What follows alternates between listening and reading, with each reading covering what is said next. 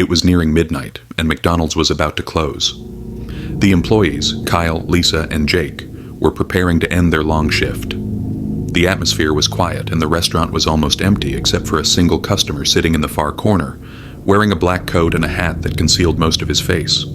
Kyle, who was cleaning the ice cream machine, noticed that the customer hadn't ordered anything since he arrived. "Have you seen that guy?" Lisa whispered as she counted the money in the register. "He's been sitting there for an hour and hasn't moved." Jake, who had been checking the storage room, walked out and said, "Maybe he's waiting for someone." "Just leave him be. We're closing soon." But then, things started getting strange. When Kyle tried to approach the man to ask if he needed anything, he felt a sudden wave of coldness. The air around the table grew heavy, as if it carried an eerie energy. The man didn't lift his head, but Kyle heard a faint whisper, "Wait." When Kyle returned to his coworkers, he looked pale. "There's something off about that guy," he said anxiously. Lisa glanced toward the corner, but the man was gone. The table was empty, with no trace of him. The employees decided to check the security cameras. When they played the footage, they saw the man sitting in the corner, but something was deeply unsettling. The man had no reflection in the glass. And even more terrifying, when Kyle had approached him, in the recording the man slowly lifted his head as if looking straight at the camera with a wide, unsettling grin. Suddenly a noise came from the kitchen. Jake went to check, but he never came back. Lisa and Kyle heard a muffled scream, then silence. When they went to look for him, they found the kitchen empty, but the storage room door was open. Inside, they saw Jake standing in the darkness, staring blankly ahead. When he turned to face them, his eyes were completely black and the same eerie grin stretched across his face. Kyle and Lisa screamed and ran out of the restaurant. When the police arrived in the morning, they found no trace of Jake or the mysterious man. The security footage was blank, as if nothing had ever happened. From that day on, the restaurant remained abandoned. Some say that if you pass by at midnight, you might see a shadow sitting in the corner, waiting.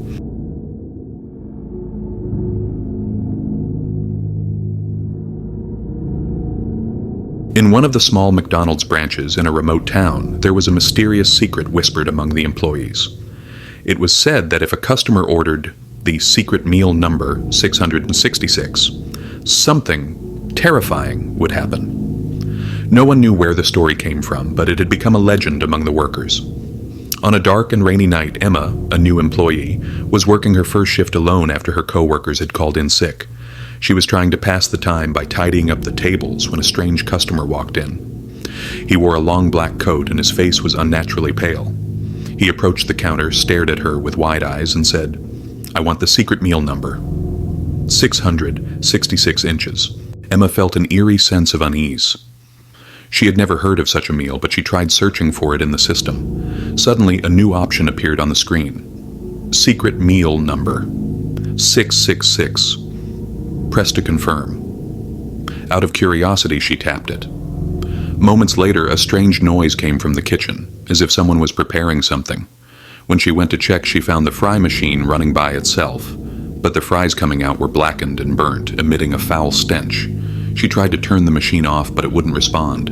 When she returned to the counter, the strange customer had vanished, but he had left behind a black envelope. Inside there was a note that read, "Thank you for your order. Your meal will be delivered soon." Suddenly the lights flickered off and Emma heard heavy footsteps approaching from the kitchen. She tried to escape, but the door was locked. When she turned around, she saw a tall shadow standing at the kitchen entrance. It was wearing an old McDonald's uniform, but its face was distorted, and its glowing eyes pierced through the darkness. Emma screamed for help, but no one was there. The shadow slowly stepped toward her and whispered in a hoarse voice, "Your meal is ready." The next morning, the manager found the restaurant empty. There was no sign of Emma, but on the register, a message was scrawled in strange handwriting, "Secret meal number 666 has been delivered." Since that day, secret meal number 666 was banned from that branch. But some say that if you order it at midnight, you'll hear a whisper, "Are you hungry?"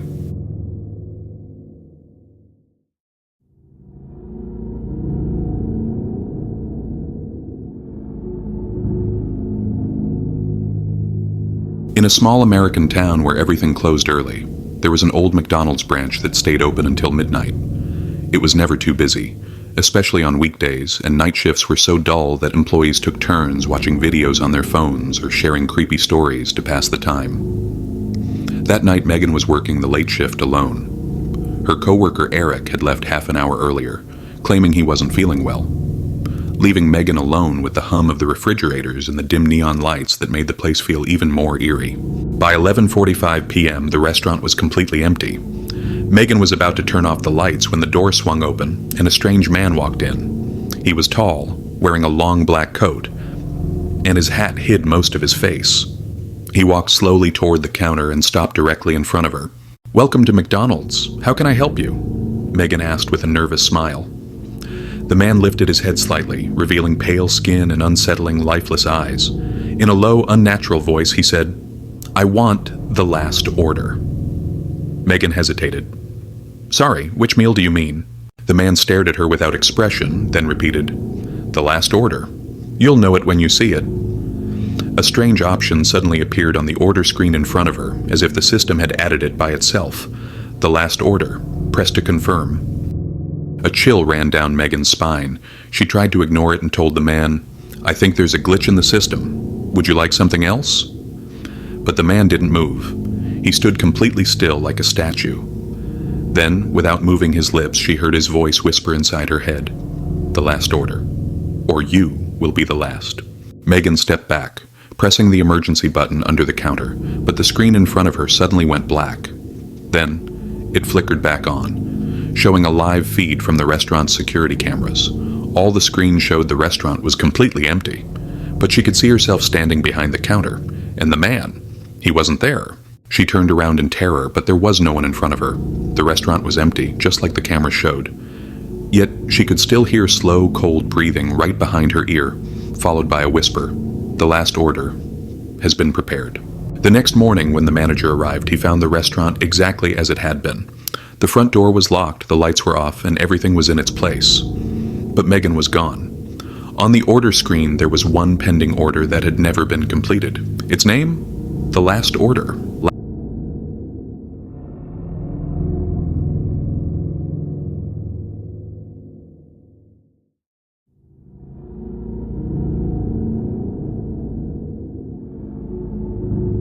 On a cold night at the edge of a desolate highway, a small McDonald's branch operated as usual during the late night shift.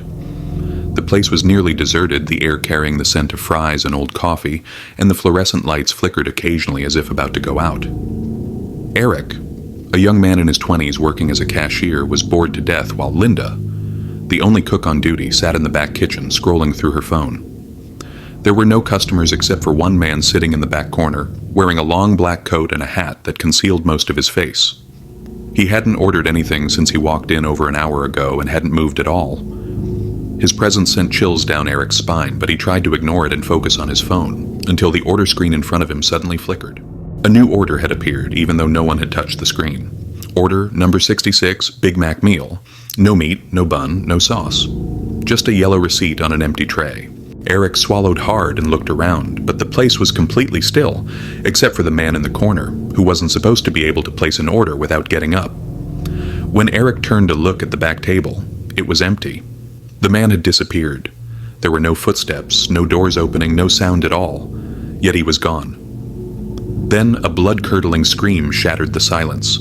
Eric sprinted toward the kitchen, where Linda stood frozen in front of the fridge, her eyes wide with horror, her hand trembling as she pointed inside. The fridge door was wide open, and inside, a corpse. It lay stiff on one of the shelves, between stacks of frozen meat. Its eyes were wide open, mouth frozen in an eternal scream. The worst part? It looked exactly like Linda. Same clothes, same hairstyle, even the small birthmark on her neck. But Linda was standing right next to Eric, alive, staring at her own dead body. She stammered, barely whispering, "How?" There was no logical explanation. Eric was about to call the police when, without warning, the lights went out, plunging the restaurant into darkness. A low hum filled the air. Then, from the restaurant speakers, came a distorted, unintelligible voice, whispering in a language that no human should understand. Eric grabbed his phone, but before he could dial, a loud crashing sound erupted behind him. He turned instantly. Linda was gone. No trace of her. No noise, no sign she had ever been there. Just him, the empty kitchen, and the overwhelming cold creeping into his bones. Then he felt it. Someone was standing behind him. This time, it wasn't just a reflection. Eric turned slowly. His breath caught in his throat, and his eyes met a face that should not have existed. The mysterious man was now standing right in front of him, closer than he should be. Under his hat, his face was nothing but a void, an abyss where eyes should have been. He was staring at Eric. Or maybe he wasn't. The air grew heavier, suffocating. The room itself seemed to reject Eric's presence. He couldn't scream. He couldn't move. Then everything faded into nothingness. When the police arrived 15 minutes later, they found the restaurant perfectly lit, the doors unlocked and the tables clean, as if no one had been there at all. But there was no one inside. No Eric. No Linda. Not even the corpse in the fridge. The only thing left behind was the order screen, displaying a new request. Order number 67, Big Mac meal. No meat, no bun, no sauce. And on the back table where the man had been sitting, a message was smeared in ketchup. I never left. And I'll be back for all of you. Since that night, no one working the late shift at that McDonald's has ever felt safe. Some claim to see strange reflections in the glass, hear the cash register ringing on its own, or find the same eerie order appearing on the screen even when no one has placed it. But the most terrifying thing? Every few months, one of the employees goes missing without a trace.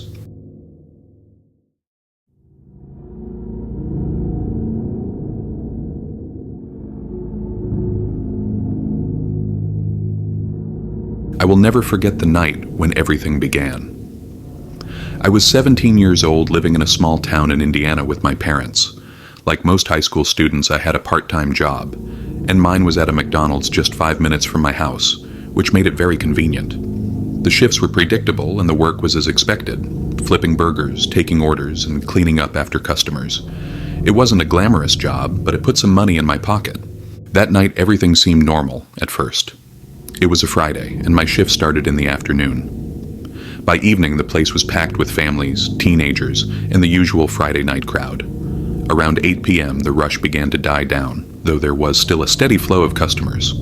I was behind the counter helping a woman with her order. I remember she was asking a lot of questions about the menu, which required my full attention. Out of the corner of my eye, I saw someone enter the restaurant. It was a woman, but I didn't pay her much attention at first. People came in all the time, and it wasn't unusual. But what happened next was very strange. The woman didn't get in line or approach the counter. Instead, she stopped just a few feet from the entrance, pulled out her phone and pointed it directly at me. I didn't realize what she was doing until the flash went off. She'd taken a picture of me. I froze for a second, completely confused.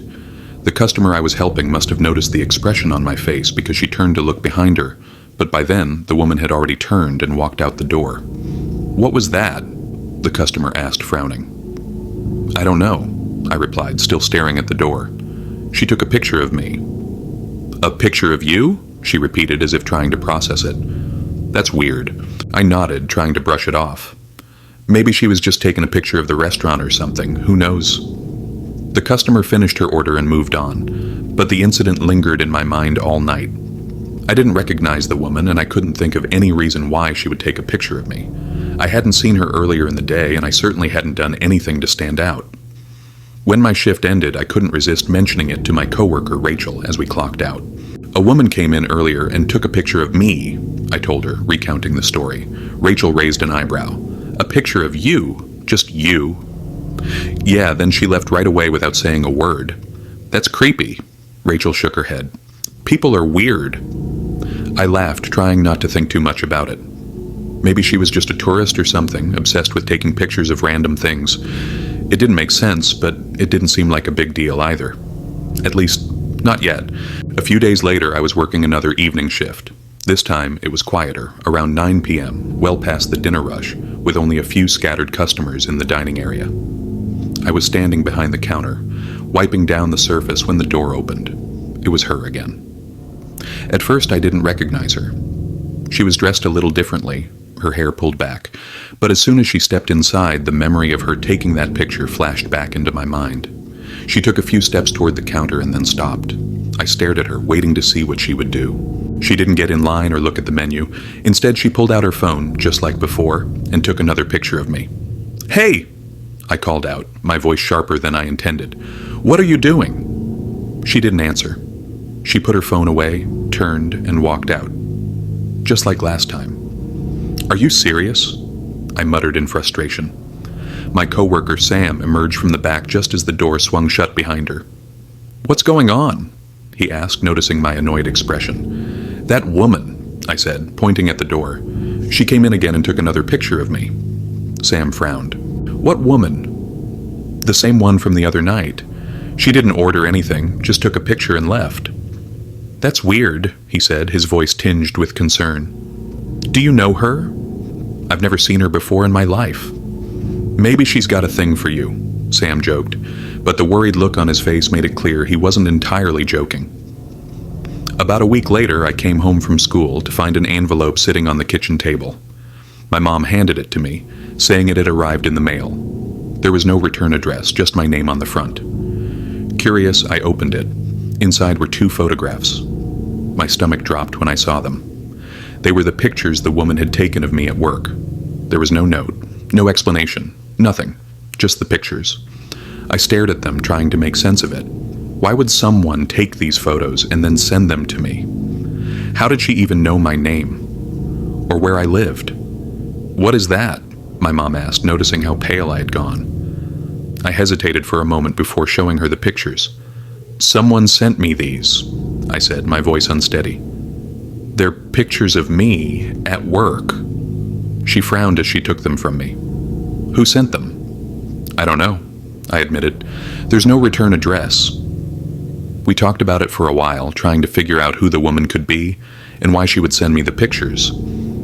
My mom suggested I tell my manager, so the next time I went to work I did. When I told my manager, Mike, he looked just as confused as I was. "That's strange," he said, scratching his head. "Are you sure you don't know her?" "Completely sure," I said.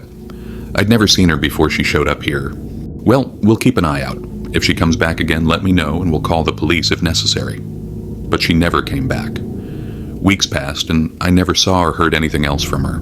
No more pictures, no more messages. It was like she had vanished completely. To this day, I have no idea who she was or why she did what she did. It's one of those things that still unsettles me whenever I think about it. Was she watching me? Was it just a prank? Maybe I'll never know. But every time I pass that McDonald's, I can't help but glance over my shoulder, just in case.